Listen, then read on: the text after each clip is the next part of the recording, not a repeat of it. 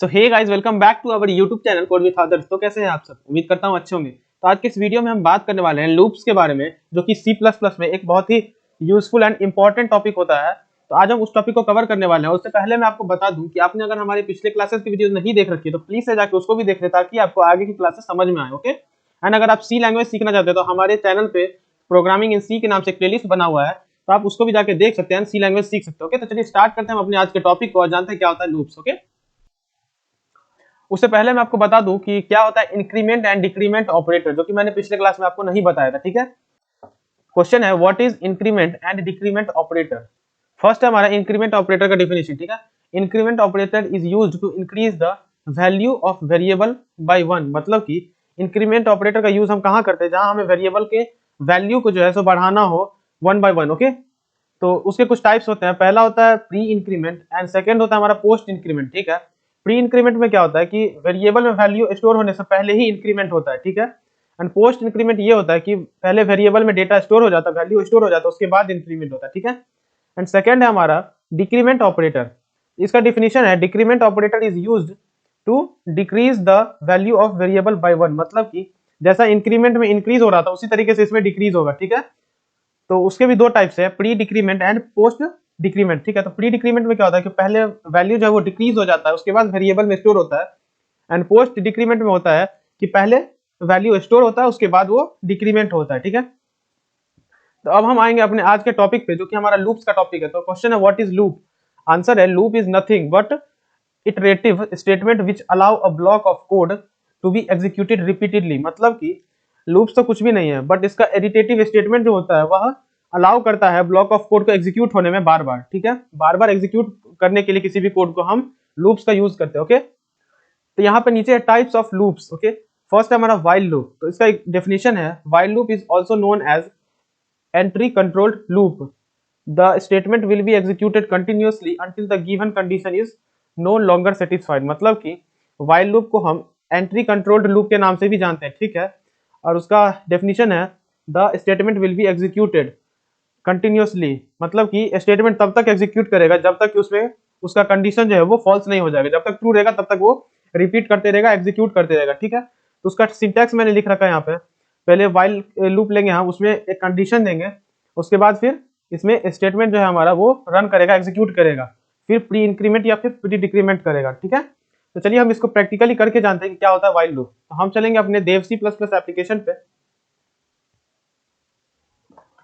ये हमारा देव सी का इंटरफेस जो है वो ओपन हो चुका है। तो अब हम यहाँ पे अपना व्हाइल लूप का एग्जांपल लेंगे। ठीक है, मैं यहाँ पे लिख देता हूँ कमेंट करके व्हाइल लूप। ओके, यहाँ पे हम अपना हेडर फाइल लिखेंगे पहले तो, इंक्लूड IO स्ट्रीम। ठीक है, फिर हम नीचे लिखेंगे यूजिंग नेम स्पेस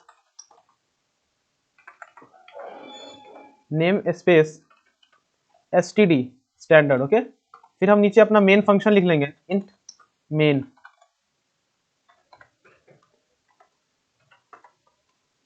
अब हम कर्सिव ब्रेसेस के साथ नीचे आएंगे एंड यहाँ पे हम एक इंटीजर डेटा टाइप लेंगे इंट, उसमें हम एक a नाम का वेरिएबल ले लेंगे जिसमें कि हम वन वैल्यू को स्टोर कर देंगे। ठीक है, वन, इसको हम कर देंगे क्लोज।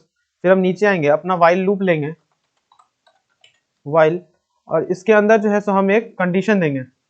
कंडीशन क्या रहेगा कि जब तक हमारे a वेरिएबल का value less than equals to 10 ना हो जाए। मतलब कि जब तक a वेरिएबल का वैल्यू 1 से लेके 10 तक ना चला जाए तब तक ये कंटिन्यूअसली रिपीट करता रहे इंक्रीमेंट के साथ। ओके, तब हम यहाँ पे एक कर्सिव ब्रेसेस लेंगे, इसमें हम लिख देंगे काउट। आउटपुट के लिए हम काउट का यूज करते हैं। इसमें हम अपने वेरिएबल का नेम लिख देंगे। ठीक है, अगर हमको इसमें स्पेसिंग चाहिए तो हम यहाँ पे इंड s का यूज करेंगे। ठीक है, फिर हम इसको कर देंगे क्लोज। अब हम नीचे आएंगे, यहाँ पे हम इंक्रीमेंट का यूज कर रहे हैं, यहाँ पे हम प्री इंक्रीमेंट का यूज करेंगे। हम उसके लिए प्लस का सिंबल यूज करेंगे 2 टाइम्स एंड अपने वेरिएबल का नेम लिख देंगे। ठीक है, इसको करेंगे हम क्लोज। मैं लिख देता हूँ pre increment, pre increment. Okay, फिर हम नीचे आएंगे, यहाँ पे हम अपना रिटर्न 0 लिख देंगे, रिटर्न 0। तो ये जो है वो हमारा व्हाइल लूप का एक स्ट्रक्चर रेडी हो चुका है। इसमें क्या होगा कि हमने जो यहाँ पे इंटीजर डेटा टाइप लिया है उसमें हमने ए नाम का वेरिएबल लिया है जिसमें कि 1 वैल्यू को हमने स्टोर करा दिया, ठीक है। अब यहाँ पे कंडीशन ये है व्हाइल लूप के अंदर कि जब तक ए का वैल्यू 10 से नीचे या 10 तक नहीं हो जाता है तब तक ये एग्जीक्यूट होते रहेगा कंटिन्यू, ठीक है। और जब ये कंडीशन ट्रू हो जाएगा उसके बाद ये स्टॉप हो जाएगा, ठीक है।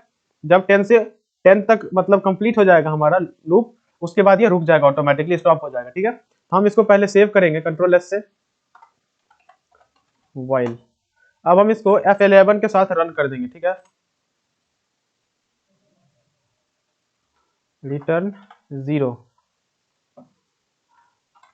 हम इसको अब रन करेंगे, ठीक है। तो जैसा कि यहाँ पे आप देख पा रहे होंगे कि यहाँ पे 1 2 3 4 5 6 7 8 9 10 तक जो है सो वैल्यू प्रिंट हो गया है, ठीक है। अब इसको मैं आपको रिवर्स ऑर्डर में भी करके दिखाता हूँ, ठीक है। तो रिवर्स ऑर्डर में हम करने के लिए क्या करेंगे, इसमें हम कुछ चेंजेस करेंगे, ठीक है। जैसे कि यहाँ पे 1 है वैल्यू, इसको हम कर देते हैं 20, ठीक है। और जैसे कि यहाँ पे 10 है तो इसको हम 1 कर देते हैं and greater than equals to करेंगे यहाँ पे सिंबल का यूज, ठीक है। अब हम नीचे में काउंट रहेगा ही, उसमें ए नाम का वेरिएबल हमने स्टोर करा ही दिया, यहाँ पे हम प्री डिक्रीमेंट का यूज करेंगे, ठीक है। प्री डिक्रीमेंट, ये हमारा कोड रेडी हो चुका है रिवर्स फॉर्म में, ठीक है। अब हम इसको करेंगे पहले तो सेव एंड F11 के साथ करेंगे रन। जैसा कि यहाँ आप देख पा रहे होंगे कि यहाँ पे क्या आ रहा है 20 फिर 19 फिर 18 17 16 इस तरीके से ये रिवर्स फॉर्म में आ रहा है। तो 20 से लेके 1 तक आ रहा है, उसके बाद जो है सो एग्जीक्यूट होना बंद हो गया क्योंकि हमने जो कंडीशन दिया था वो यहाँ तक था ट्रू 1 तक आने तक, उसके बाद ये फॉल्स हो गया तो इसलिए वो एग्जीक्यूट होना रुक गया, रिपीट होना रुक गया, ठीक है। ये था हमारे व्हाइल लूप का एग्जाम्पल। अब हम जानेंगे अपने फॉर लूप को थ्योरेटिकली पहले, उसके बाद फिर हम उसको भी प्रैक्टिकली करके जानेंगे, ओके।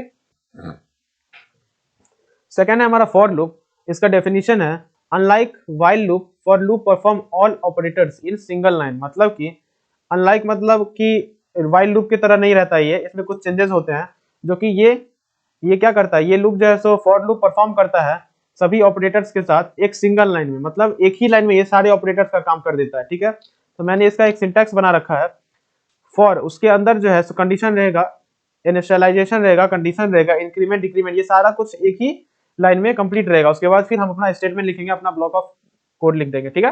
तो चलिए अब इसको भी प्रैक्टिकली करके जानते हैं। हम चलेंगे अपने देव C++ पे। तो जैसा कि आप देख पा रहे हैं कि हमारा जो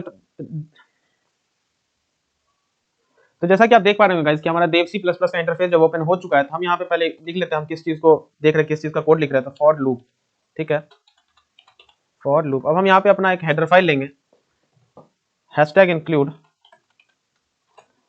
IOStream, यहाँ पे हम लेंगे यूजिंग नेम स्पेस std, ठीक है। इसको हम करेंगे क्लोज। यहाँ पे हम अपना एक मेन फंक्शन लेंगे तो इंट मेन ले लेंगे हम, फिर कर्सिव ब्रेसेस के साथ नीचे आएंगे। यहाँ पे हम एक डेटा टाइप लेंगे जिसमें कि हम 2 वेरिएबल लेने वाले हैं, ठीक है। हम इंटीजर डेटा टाइप लेंगे जिसमें हम a एंड b नाम का 2 वेरिएबल ले लेते हैं, ओके। एंड हम नीचे आएंगे काउट लिखेंगे, काउट काय लिखते हैं हम क्योंकि जब हमें कुछ आउटपुट शो कराना होता है तो हम काउट का यूज करते हैं, ओके, सी आउट का। फिर हम यहाँ पे लिख देते हैं एंटर नंबर्स, ओके। फिर हम इसको कर देंगे क्लोज। यहाँ पे हम सी इन का यूज करेंगे ताकि हमें इनपुट मिल सके यूजर से डेटा लेने के लिए हम सी इन का यूज करते हैं, ठीक है। यहाँ पे हम बी क्यों डाले, बी वेरिएबल का नेम, ताकि हमें बी वेरिएबल के अंदर ही इनपुट मिले, इनपुट वाला जो डेटा होगा वो बी वेरिएबल में स्टोर होगा, ठीक है। अब हम यहाँ पे लेंगे अपना फॉर लूप और इसमें हम लिखेंगे a इक्वल्स टू 1, फिर हम इसको करेंगे क्लोज। फिर लिखेंगे हम a less than equals to 5, ठीक है। एंड उसके बाद हम फिर से इसको क्लोज करेंगे। अब हम यहाँ पे इंक्रीमेंट का यूज करेंगे, तो हम प्री इंक्रीमेंट यहाँ पे यूज कर रहे हैं तो प्री इंक्रीमेंट का यूज करेंगे। फिर यहाँ पे अपने वेरिएबल का नेम लेंगे, ठीक है। अब हम यहाँ पे कर्सिव ब्रेसेस लेंगे नीचे, इसमें हम सी आउट का यूज करेंगे। यहाँ पे हम अपने वेरिएबल का नेम दे देंगे, ठीक है। अगर हमें स्पेसिंग चाहिए तो हम उसके लिए इंडेक्स का यूज करेंगे, इंड एस, एंड कर देंगे हम इसको क्लोज, ठीक है।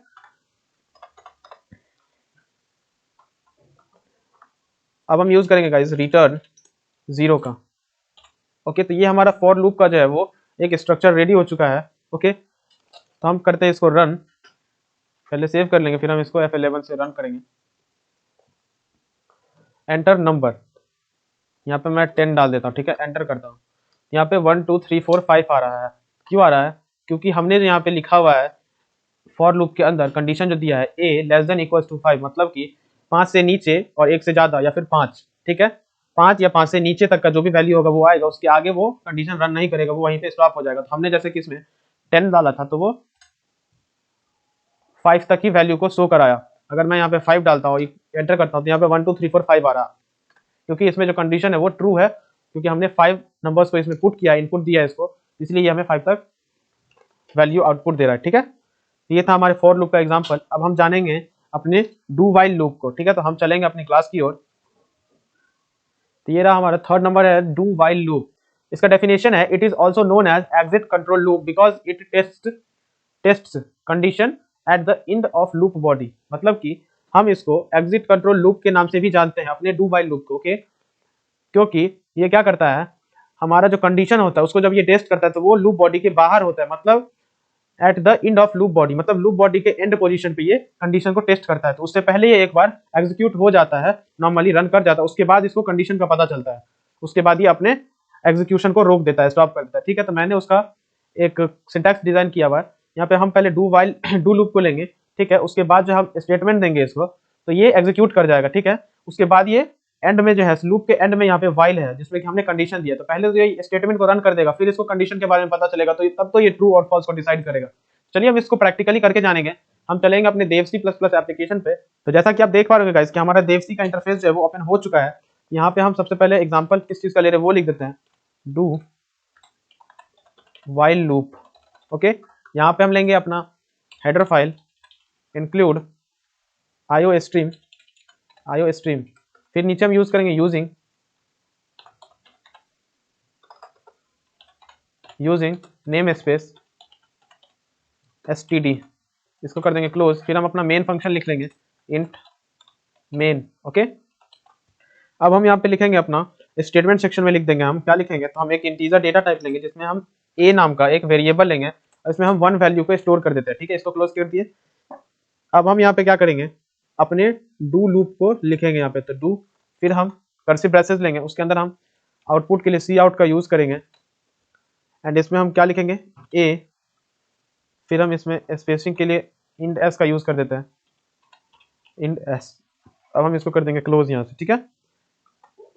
नीचे में क्या करेंगे, पोस्ट इंक्रीमेंट का इसमें हम यूज करेंगे, वेरिएबल का नेम लेंगे और पोस्ट इंक्रीमेंट का यूज कर लेंगे यहाँ पे, ठीक है। यहाँ पे गाइस आप देख पा रहे होंगे कि हमने पोस्ट इंक्रीमेंट का यूज किया, ठीक है। अब हम नीचे एंड ऑफ द लूप में हम यूज करेंगे वाइल का, ठीक है। हम यहाँ पे वाइल का यूज करेंगे और हम इसमें एक कंडीशन देंगे। कंडीशन क्या देंगे हम कि a मतलब वेरिएबल जो है हमारा वो less than equals to 30, okay. फिर हम यहाँ पे यूज करेंगे रिटर्न 0 का, रिटर्न 0। तो इसमें है क्या कि हमने एक इंटीजर डेटा टाइप लिया जिसमें कि हमने a नाम का वेरिएबल लिया है और उसमें हमने 1 वैल्यू को स्टोर कर दिया, ठीक है। फिर हमने यहाँ पे स्टेटमेंट लिया है डू लूप के अंदर में कि हमारा जो 1 वैल्यू है जो हमने a नाम के वेरिएबल में प्रिंट कराया है, जो हमने a नाम के वेरिएबल में डेटा को स्टोर किया 1, तो वो हमें प्रिंट हो सके, आउटपुट मिल सके, इसलिए हमने काउट का यूज किया यहाँ पे, ठीक है। फिर हमने पोस्ट इंक्रीमेंट का यूज किया, मतलब कि पहले वैल्यू जो है सो वेरिएबल में स्टोर हो जाएगा, उसके बाद ये इंक्रीमेंट होगा, ठीक है। एंड लास्ट में हमने कंडीशन का यूज किया है कि a less than equal to 30, मतलब कि a जो है सो लेस देन होगा और 30 के इक्वल टू तक इसमें डेटा स्टोर होगा, उसके आगे का ये एग्जीक्यूट नहीं करेगा, ठीक है। तो हम इसको पहले कंट्रोल एस से सेव कर लेंगे एंड F11 के साथ रन करेंगे। इस वजह से ये यहाँ पे एरर शो कर रहा था, ठीक है। तो हम इसको सेव कर लेंगे। अब हम इसको F11 से रन करेंगे। तो जैसा कि यहाँ आप देख पा रहे होंगे कि यहाँ पे आ रहा है 1 2 3 4 से लेके 30 तक आ रहा है, बट उसके आगे का एग्जीक्यूट नहीं कर रहा है। यहाँ 30 तक ये कंटिन्यूस रहेगा, उसके बाद का ये एग्जीक्यूट नहीं करेगा, ठीक है। अगर हम यहाँ पे इसको कुछ चेंजेस कर देते हैं, ग्रेटर देन 30 कर देते हैं, ठीक है, फिर हम इसको सेव करके रन कराते हैं, तो ये एक बार तो वैल्यू प्रिंट करेगा, ठीक है। तो 1 ये हमें पहले ही प्रिंट करा दिया, ठीक है। इसमें है क्या कंडीशन कि a 30 से बड़ा होगा तो वैल्यू प्रिंट होगा, ठीक है। लेकिन यहाँ पे तो हमने पहले ही स्टेटमेंट को प्रिंट करा दिया, कंडीशन तो ये बाद में टेस्ट कर रहा है, तो इस वजह से जो है ये एक बार ये रन करता है, ठीक है। तो अब हम जानेंगे अपने नेस्टेड लूप को, ठीक है।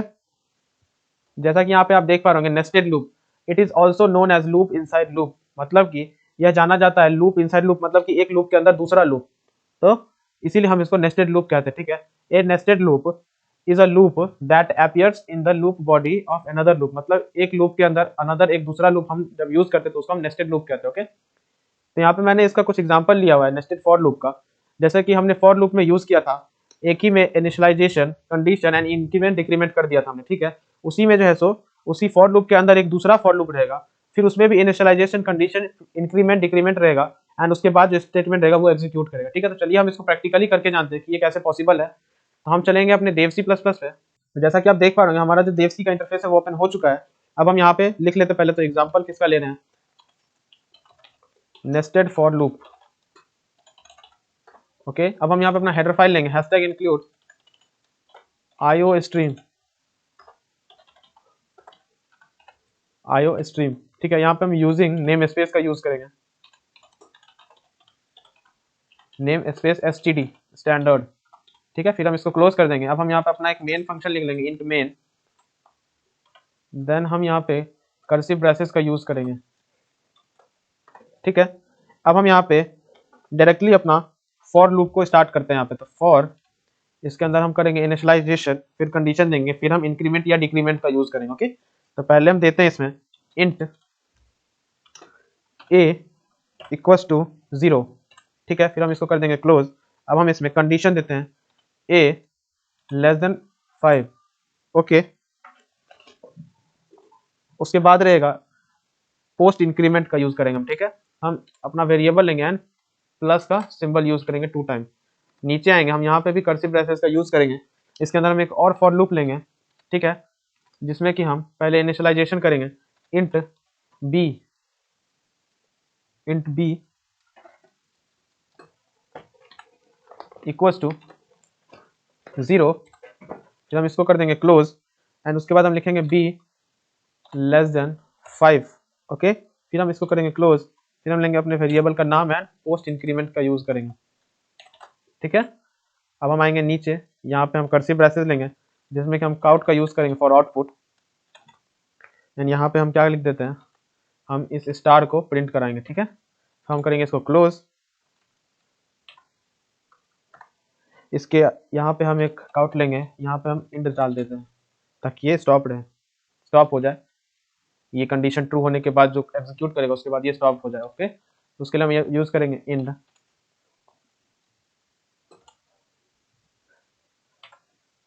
यहाँ पे हम यूज करेंगे गाइस रिटर्न 0, रिटर्न 0, ठीक है। हमने यहाँ पे अपना वेरिएबल का नेम नहीं लिया है तो वो हम ले लेते हैं, इंट ए कॉमा बी, इसको हम कर देंगे क्लोज। ये हमारा नेस्टेड फॉर लूप का जो कोड वो रेडी हो चुका है। कंट्रोल एस से हम इसको सेव करेंगे एंड F11 के साथ इसको रन करेंगे। तो जैसा कि आप देख पा रहे गाइस कि यहाँ पे 5 रो एंड 5 कॉलम्स आ रहे हैं स्टार के, ठीक है। तो इसी तरीके से हम नेस्टेड फॉर लूप का यूज करते हैं, नेस्टेड लूप का यूज करते हैं। अगर मैं यहाँ पे कुछ चेंजेस करता हूँ, अगर मैं इसको कर देता हूँ 10, ठीक है। अब मैं इसको सेव करके रन कराता हूँ तो यहाँ पे आप देखेंगे कि कॉलम जो है वो नहीं, रो जो है वो 10 आ गया है एंड कॉलम 5 का 5 ही है, ओके। तो ये था हमारे लूप्स के बारे में कुछ थ्योरेटिकल एंड प्रैक्टिकल बातें, ठीक है। तो इसी तरीके के कोडिंग से रिलेटेड वीडियोस देखने के लिए एंड प्रोग्रामिंग सीखने के लिए हमारे चैनल को यानी कि कोड विद अदर्स को सब्सक्राइब करें। एंड अगर वीडियो समझ में आया और पसंद आया हो तो प्लीज इसको लाइक करें एंड अपने फ्रेंड्स के साथ भी शेयर करें ताकि वो भी प्रोग्रामिंग सीख सके, ओके। तो तब तक के लिए bye and thank you so much guys.